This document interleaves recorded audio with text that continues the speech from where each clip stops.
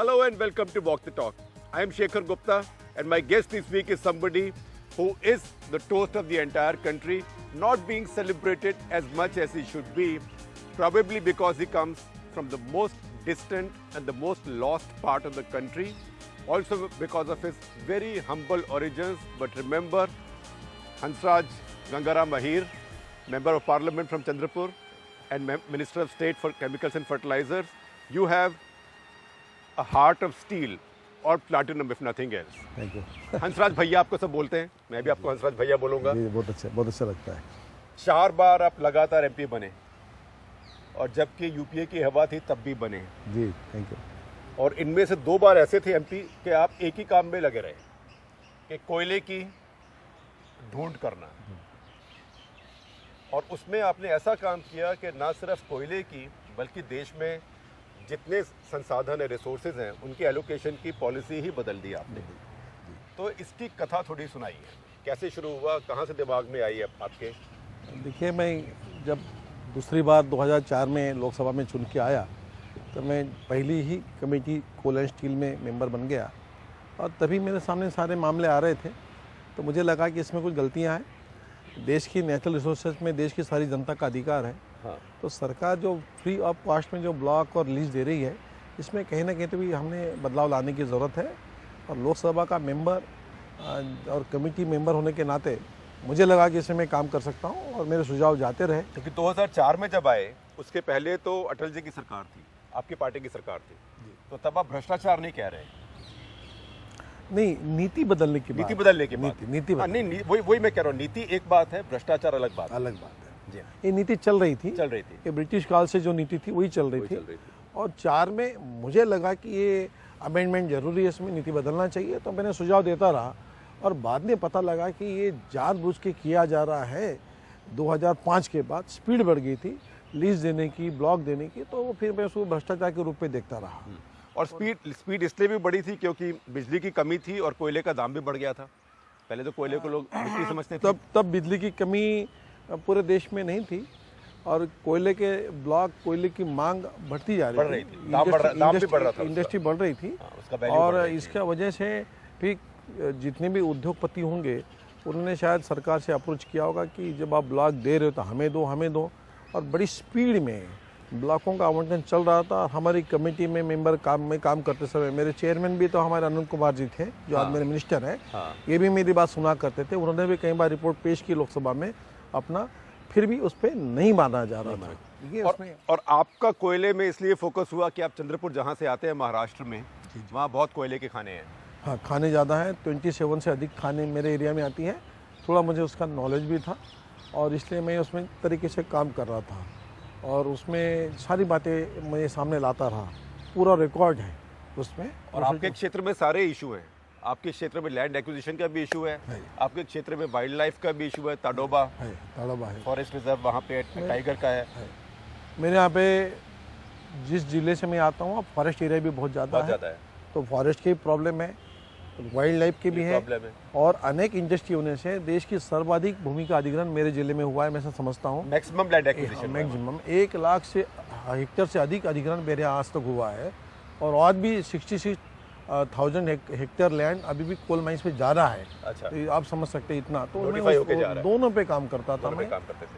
तो ये आपको कब समझ आया कि इसमें इतनी बड़ी स्टोरी है? एमपी तो काम करते रहते हैं। नहीं, ये कोल की स्टोरी तो मैं देख ही रहा था। वो बाद में इसको स्टोरी बनाने में यूपीए गवर्नमेंट ने मुझे मदद की। ये जिनके नीति नहीं बदल रहे थे, बिल बन गया था ऑक्शन के लिए, 2006 में बन गया था। हम ज़्यादा रेस करते थे, लेकिन 6 से लेकर आज तक बिल लोकसभा में पेश नहीं किया। वो पूरा रिकॉर्ड पे है।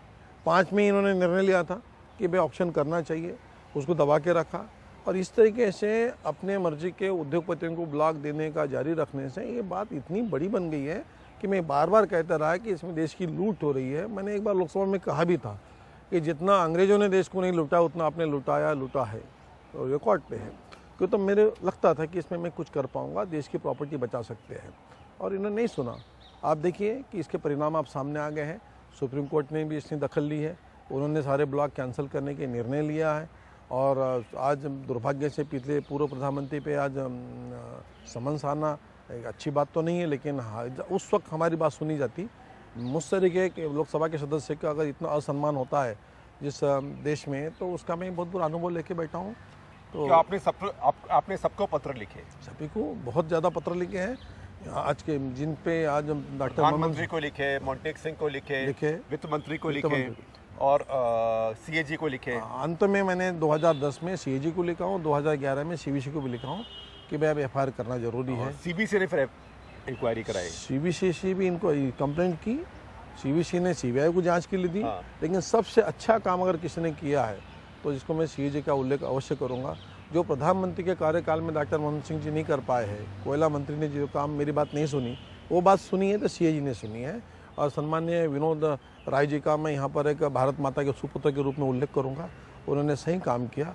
जो भी निकला ऑडिट के माध्यम से कि देश में 1,86,000 करोड़ का राजस्व का नुकसान हुआ है, ये फिगर में कम ज़्यादा निश्चित है, लेकिन एक बड़ी एजेंसी विश्वास पात्र आदित्य सर ने देश के सामने रखने से मामला ज़्यादा सामने आ गया है। लेकिन इसमें ये कहना कि 1,86,000 करोड़ चोरी हुआ या 5 लाख करोड़ चोरी हुआ, 10 लाख करोड़ चोरी हुआ, वो ठीक नहीं है। क्योंकि पहले तो नीति यही थी कि इसमें पैसा लेना ही नहीं है, मुफ्ती देने हैं। नीति बदलती है, नीति बदलने की बात आ गई थी 2004 में, जब हमारी सरकार थी। लास्ट में हमारी सरकार ने इसके बारे में एक सामने बिल लाने की बात सामने रखी है, ऑन रिकॉर्ड पे ये सब है। 2004 में बिल की प्रोसेस चल रही थी। 5 में इसमें एक हाई पावर समिति ने इसको माना भी था कि पावर हमें ऑक्शन करना है, और 6 में बिल बना था। बिल बना के दबा के रखे, जब ऑक्शन हो रहे हैं, ऑक्शन नहीं हो रहे, फ्री में बांटे जा रहे हैं, तो इसको तो हम चोरी कहेंगे। तो बिल क्यों नहीं लाए पार्लियामेंट में? नहीं लाया उन्होंने, सरकार का काम था लाना था। क्योंकि उनका तो कहना यह है कि साहब हमने पहली बार सोचा ऑक्शन के बारे में, हमें क्यों कह रहे हो? नहीं, मैं बिल तैयार था, बिल लाया नहीं। 2008 में बिल पेश किया और 2006 का बिल दबा के रखा, 8 में पेश किया और 10 में पारित किया। इस बीच में 17 बिलियन रिजर्व के ब्लॉकों को, 17 बिलियन टन के, हाँ 17 बिलियन, बहुत ज़्यादा ब्लॉक इन्होंने प्राइवेट कंपनी को बांटे हैं। तो सब पेपर मिल जाएगी। तो आप ये बताइए, आप तो अब इस टाइम परमवीर है हमारी पार्लियामेंट के, परमवीर चक्र मिलना चाहिए और भारत रत्न मिलना चाहिए। लेकिन ये एक एमपी की जो शक्ति होती है वो आपने दिखाई है, क्योंकि एमपी की शक्ति वैसे तो मंत्री से भी ज़्यादा है। तो एमपी कैसे काम करता है कि वो इतनी फैक्ट निकाल सकता है बाहर और लगातार उससे इतना बड़ा फर्क डाल सकता है? स्टैंडिंग कमेटी एक बहुत पावरफुल कमेटी होती है, मिनी पार्लियामेंट होती है। हम जो मांगे वो हमको रिपोर्ट मिल जाती है, पूरा हमको डॉक्यूमेंट मिल सकते हैं, हम लेते हैं। उसका अगर स्टडी किया गया तो शायद हर एमपी इसमें अच्छा ही सफल होता है। हमें आरटीआई की जरूरत भी नहीं गिरती है, क्योंकि हमारे पूरा आईना खुला होता है। बल्कि आरटीआई में जो चीज़ बना होती है वो भी आपको काफ़ी मिल जाती है, आसानी से मिलती है। हमने उसका लाभ लेना चाहिए। और एमपी के बारे में आप कह रहे हैं, लोकसभा सदस्य देश की बहुत बड़ी पार्लियामेंट का सदस्य होता है।